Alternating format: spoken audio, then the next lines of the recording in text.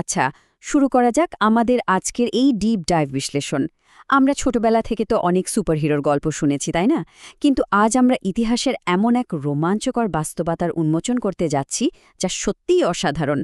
আজ আমরা জানব চূড়ান্ত এবং সত্যিকারের আধ্যাত্মিক সুপারহিরোদের সম্পর্কে, যাদের বলা হয় অবধূত।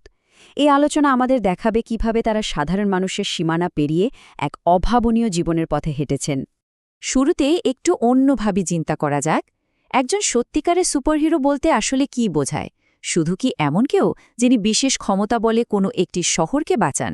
একটু কল্পনা করা যাক এমন একজনের কথা, যার লক্ষ্য শুধু একটি নির্দিষ্ট স্থান বা কিছু মানুষকে বাঁচানো নয়, বরং সমগ্র মহাবিশ্বের চেতনাকে মুক্ত করা, যিনি অন্ধকারের শৃঙ্খল থেকে পুরো মানবজাতিকে আলোর দিকে নিয়ে যাওয়ার এক বিশাল মিশনে নেমেছেন।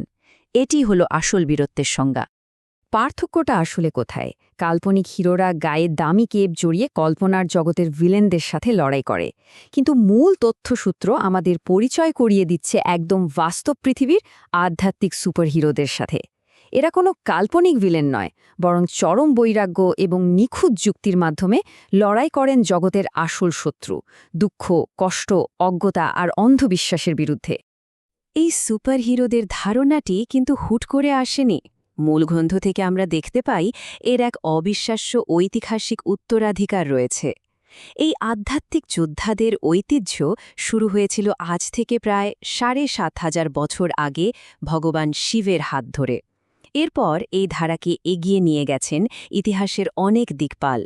২৫০০ বছর আগে ভগবান বুদ্ধ ও মহাবীর, অষ্টম শতাব্দীতে আচার্য শঙ্কর, প্রথম শতাব্দীতে যীশুখ্রিস্ট এবং ৫০০ বছর আগে গুরু নানক।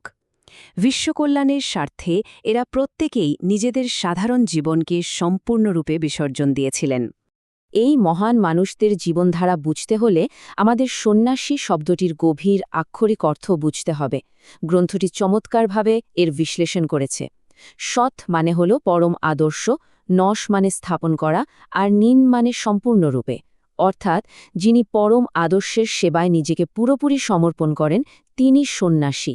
একজন অবধূত ঠিক এই উচ্চতায় পৌঁছান যেখানে তার কাছে একটি সুরম্য অট্টালিকা আর একটি শ্মশান, কিংবা বহুমূল্য সোনা আর সাধারণ ঘাস সবই একদম সমান। এখন যে বিষয়টি সত্যি সবচেয়ে আকর্ষণীয় তা হল আধুনিক যুগের আধ্যাত্মিক যোদ্ধাদের একটি সুনির্দিষ্ট ব্লুপ্রিন্ট বা রূপরেখা এখানে তুলে ধরা হয়েছে। শ্রী শ্রী আনন্দমূর্তি, যাকে অনুসারীরা ভালোবেসে বাবা বলে ডাকেন, তিনি কিভাবে এই আনন্দমার্গ অবধূতদের গড়ে তুলেছেন তার এক নিখুঁত চিত্র আমরা এই অংশে দেখতে পাই। এটি যেন সুপারহিরোদের এক বিশেষ ট্রেনিং ম্যানুয়াল। পৃথিবী পরিবর্তনের জন্য এই অবধূতদের মূলত ৪টি সুনির্দিষ্ট সুপার পাওয়ার বা বিশেষ শক্তির অধিকারী হতে হয়। প্রথমটি হল আচার্য শঙ্করের মতো প্রখর যুক্তি বা বুদ্ধিমত্তা। দ্বিতীয়টি হল যীশুখ্রিস্টের মতো সীমাহীন সেবার মনোভাব। তৃতীয়টি হল গুরু গোবিন্দ সিংয়ের মতো আপোষহীন সংগ্রামের স্পৃহা। আর চতুর্থটি হল মহাবীর ও বুদ্ধের মতো অটল তপস্যা বা আত্মনিয়ন্ত্রণ। বুদ্ধি, করুণা, বীরত্ব এবং শৃঙ্খলার এই নিখুঁত সমন্বয় তাদের অপ্রতিরোধ্য করে তোলে। সাহসিকতার ইউনিফর্ম। যে কোনো সুপারহিরোরই তো একটি বিশেষ ইউনিফর্ম থাকে, তাই না? মূল গ্রন্থের রঙের পেছনের তাৎপর্যটি খুব সুন্দরভাবে ব্যাখ্যা করা হয়েছে। বলা হয়েছে কেশরিয়া বা গেরুয়া রং হল আত্মত্যাগের চূড়ান্ত প্রতীক।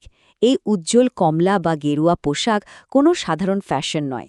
এটি পরিধানকারীর কাছে এবং সমাজের কাছে একটি জ্বলন্ত রিমাইন্ডার হিসাবে কাজ করে, যা প্রতি মুহূর্তে মনে করিয়ে দেয় যে মানবতার কল্যাণে তারা নিজেদের শতভাগ উৎসর্গ করার শপথ নিয়েছেন।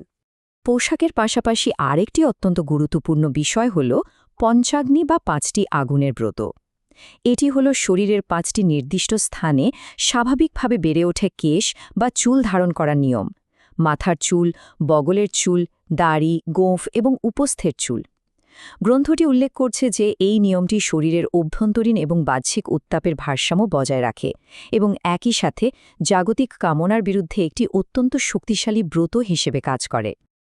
এই স্বাভাবিক রূপটি ধরে রাখার একটি বড় কারণ হল মনস্তাত্ত্বিক।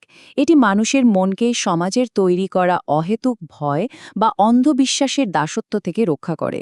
এটি অন্তরে এক অদ্ভুত সাহসের জন্ম দেয়, যাকে বলা হয় বীরভাব।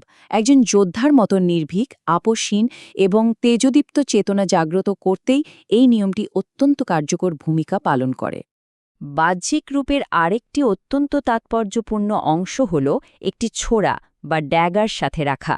গ্রন্থে একজন অবধূতের জন্য এটি বহন করা আবশ্যক বলে উল্লেখ করা হয়েছে। এটি কিন্তু কোনো আগ্রাসনের প্রতীক নয়, বরং আত্মরক্ষার এক অপরিহার্য হাতিয়ার।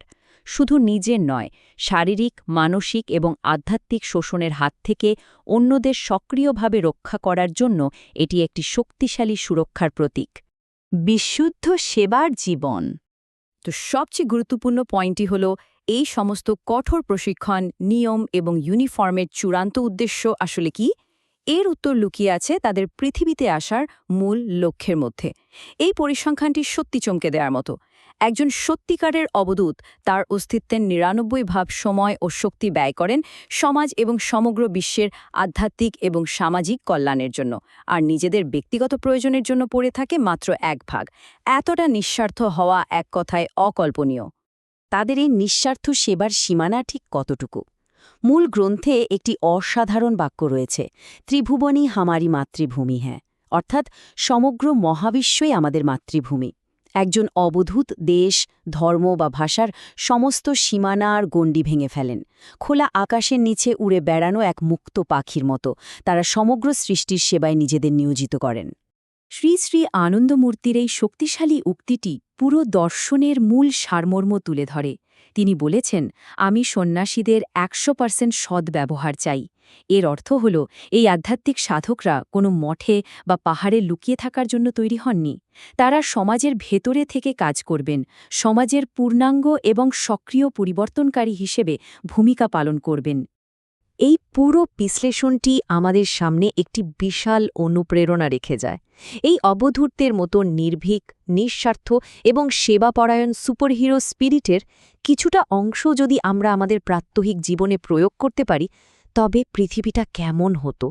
নিজেদের গণ্ডি পেরিয়ে অপরের কল্যাণে কাজ করার এই অসাধারণ স্পৃহা আমাদের সবার জন্যই শিক্ষণীয়। সত্যিকারের সুপারহিরো হওয়ার এই মন্ত্র আমাদের দৈনন্দিন জীবনকে করে তুলতে পারে আরও মহৎ।